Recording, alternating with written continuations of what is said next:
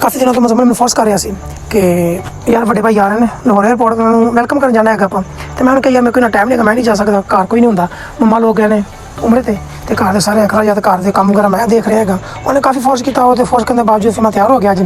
तो मैं नहा धो के तैयार हो गया। उस बाद मैं सूट चूज़ किया, भी कड़ा पा के ना ब्लैक सूट चूज़ किया, मैं ब्लैक सूट पाया, तैयार हो गया। उस बाद मुजम्मिल घर की तरफ रवाना हो गया।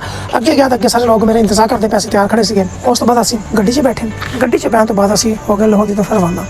मुजम्मिल जी काफ़ी खुश लग रहा था क्योंकि असं वेलकम करने जाए बड़े भाइयों का। रस्ते गड्डी 'च पेट्रोल पवाया, गड्डी 'च पेट्रोल पवाने तो बाद असी गड्डी के टायरों 'च सारी हवा चक रही, जिस टायर 'च हवा घट सी उस टायर 'च असी हवा भरवाई, सफर की तरफ रवाना हो गए। रस्ते में साढ़े ड्राइवर को चाय दी तलब हुई, उन्हें चाय वगैरह पीती, चाय वगैरह पीने तो बाद लाहौर की तरफ रवाना हो गए। अगे गए तो सानू पंजाब के शहजादे ने रोक लिया और साढ़े आई डी कार्ड चेक वगैरह किए। चेक करने तो बाद सानू इजाजत दी कि जाओ तुसीं। असीं अगे गए तो साढ़े काफ़ी दोस्त अगे भी खड़े थे, साढ़े इंतजार करते पे एयरपोर्ट की तरफ रवाना होने वास्ते। असीं उन्होंने नाल लेके इकट्ठे होकर लाहौर की तरफ असीं फिर रवाना हो गए। अगे जाके असीं इंटो एयरपोर्ट के अंदर जाके असी अपनी कार पार्किंग की। कार पार्किंग करने तो बाद असी हाजियों को वैलकम करने वास्ते मेन डोर पर चल गए। अगे जाके देखा तो काफ़ी लोगों का हजूम लग्या होया सीगा। असी सारे इंतजार करते पे सीगे कि कदों हाजी होन तो असी उन्हों का वैलकम करिए।